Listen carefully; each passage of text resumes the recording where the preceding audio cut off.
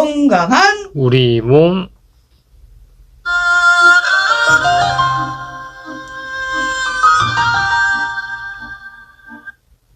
건강한 우리 몸 남도 마실의 허준 원광대 광주 한방병원 김치령 과장님 모시고 이야기 나눠보도록 하겠습니다. 어서 오세요. 네, 안녕하세요. 네, 감기가 똑 떨어지셔서 똑 떨어져서 나오셨습니다. 지금 우리 집에서 자랑하고 싶은 음식 이야기 나누고 있는데요. 아, 예. 그 전에 이제 그 한희정님이 파를 하도 안 먹으니까 아버지가 홀려가지고 예. 이마에 혹날 때 파 먹으면 혹이 들어간다 이렇게 해서 먹였대요. 뭐 과장님 아이한테 이렇게 홀려서 잘 안 먹는 거 먹인 뭐 그런 거 있어요? 그 말씀 듣고 보니까 저희 애도 파를 되게 안 좋아해서 네. 골라내는데, 네.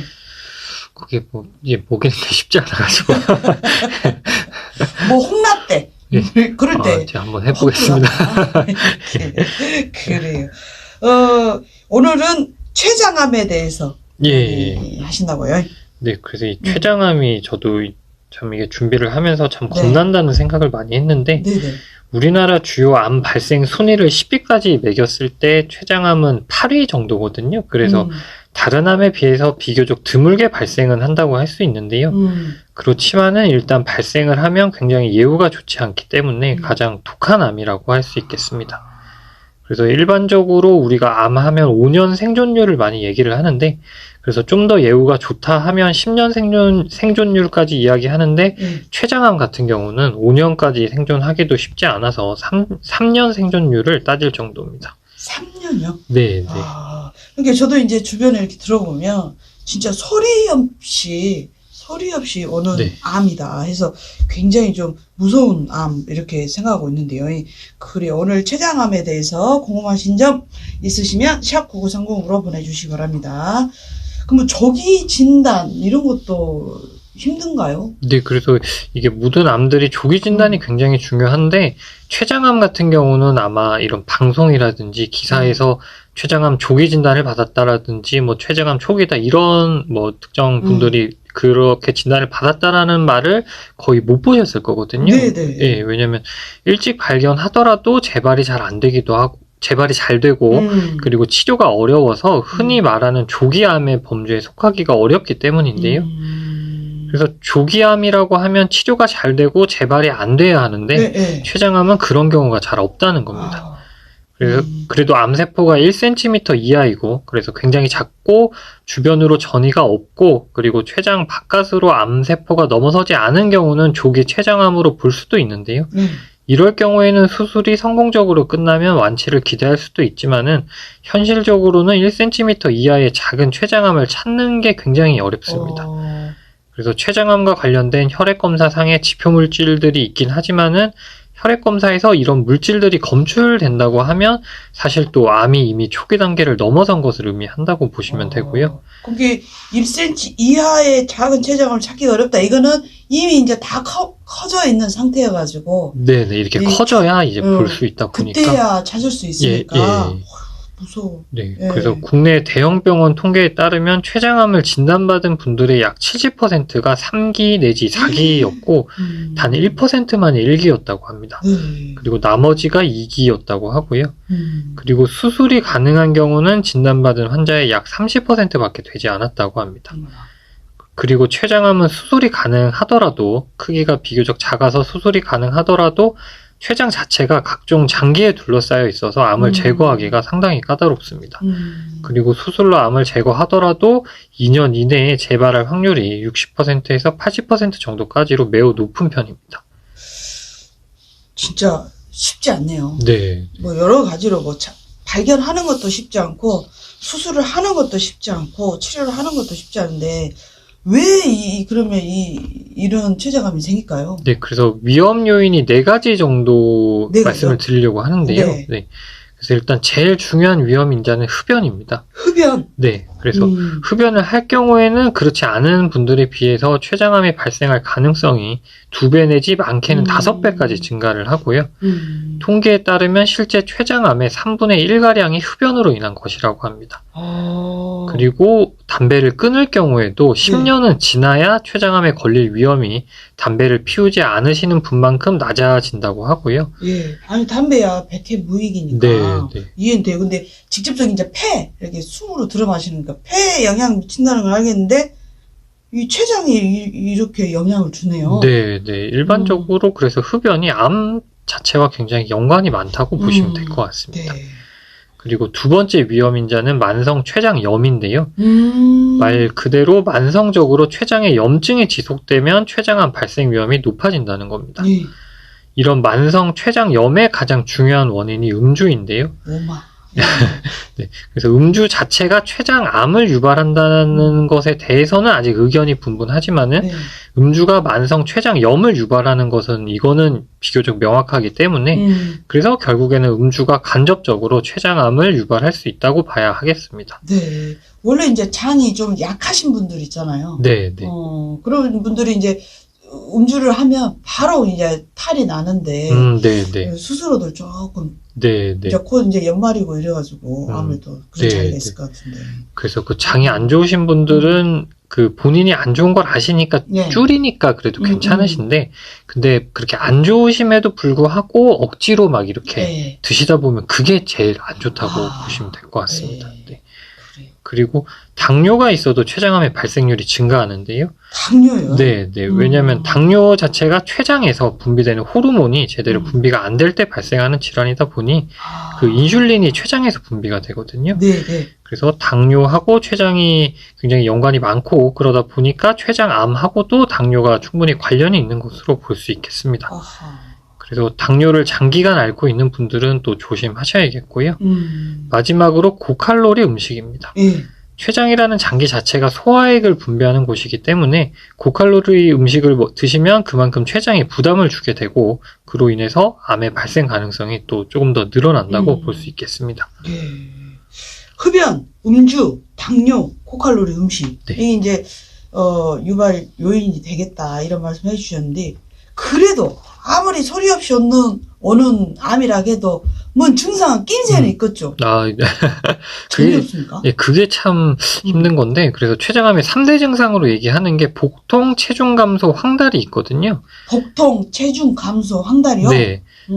그래서 이와 같은 증세가 이유 없이 지속된다면 췌장암을 의심해 볼 필요가 있는데 그런데 또 사실 이런 증상들이 나타날 정도라고 하면 이미 어느 정도 진행이 됐다고 봐야 돼가지고 그럼에도 불구하고 조금이라도 빨리 발견하는 게 중요하기 때문에 이런 증상들도 잘 보시는 게 필요하겠습니다. 그래서 체중 감소 같은 경우는 좀 더 말씀을 드리면 체중이 정상인 분들을 기준으로 했을 때 특별히 다이어트를 하지 않았는데도 불구하고 6개월 동안 5% 내지 10% 정도 체중이 빠진다면 췌장암을 의심해 볼 수가 있는데요. 그런데 몸무게가 60kg인 사람의 경우에 5%면 3kg밖에 되지 않아가지고 그래서 이게 6개월에 3kg 빠진 것은 비교적 큰 감소라고는 할 수가 없고 이제 그거를 중요하게 사실 여기지 않는 경우가 많은데 근데 물론 뭐 대수롭지 않은 일일 수도 있지만은 그럼에도 불구하고 이유 없이 몸무게가 줄었다면 일단 의심은 해봐야 하지 않을까 싶습니다. 이유 없이 몸무게 빠지면 사람들은 내가 뭐 안 했는데 이렇게 살 빠졌네? 좋아할 수도 있거든요.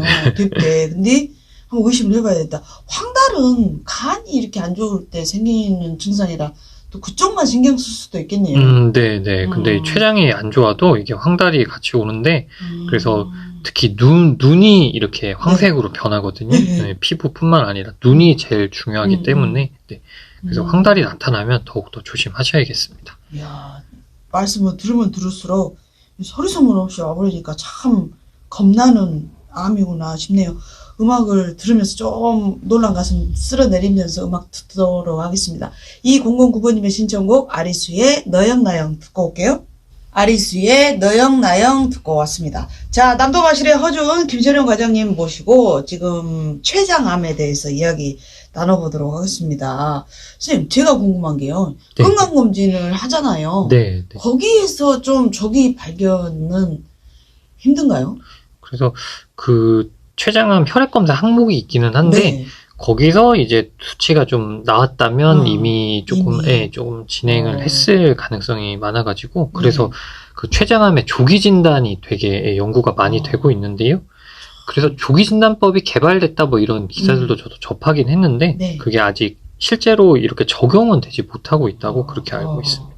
어떤 분은 막 등이 아파서 네. 그냥 네. 근육통인가 했는데 네, 이제 네. 그 이후에 보니까 췌장암이었다. 뭐 이런 그렇게 장기에 이렇게 계속 주변에 이렇게 쌓여 있어서 이렇게 힘들까요? 어쩔까요? 네, 굉장히 그 암이라고 하는 게 일단 보통 암 진단들이 이런 CT나 MRI 찍어서 이렇게 자세히 봐야 되는데 네. 근데 이제 CT나 MRI를 찍으면 보이긴 하겠지만은 뭐 초음파라든지 이런 걸로 했을 때는 췌장이 깊이 있기 때문에 그게 잘 안 보이긴 하거든요. 네. 그리고 수술도 사실 굉장히 어려운 부위이기도 하고 깊이 있다 보니까. 네. 예. 그러면 그 췌장암의 진단은 CT나 MRI를 찍어야 그때서 네, 알 수 있는 거예요?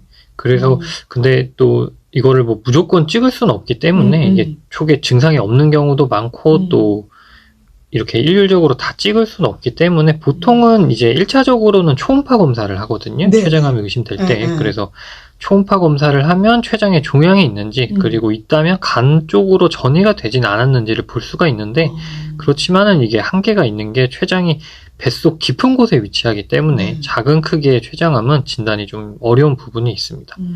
그래서 초음파를 했는데 췌장암이 보이진 않더라도 증상이라든지 어떤 위험 인자라든지 이런 여러 가지 뭐 가족력 이런 것도 고려를 해야 되고 이런 것들을 종합했을 때 그래도 췌장암이 좀 의심이 된다라고 하면 이제 CT라든지 MRI 같은 걸 다시 찍어서 이렇게 췌장을 더 자세히 확인하는 것이 필요할 수 있겠습니다. 그래서 이런 검사에서 암으로 의심되는 부분이 보인다고 한다면 확진을 위해서 조직 검사까지 하게 될 수가 있습니다.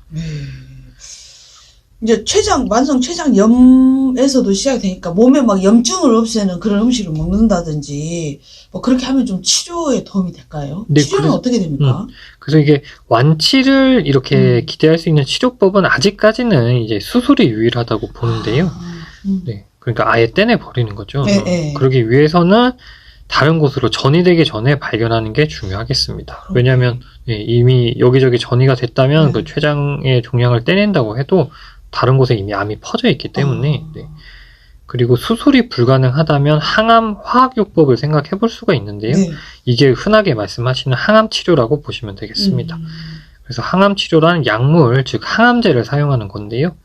췌장암은 다른 암에 비해 항암 치료가 좀 잘 듣지 않는 암이기 때문에 또 약도 잘 안 들어요. 네. 진짜 곤란한 암이네요.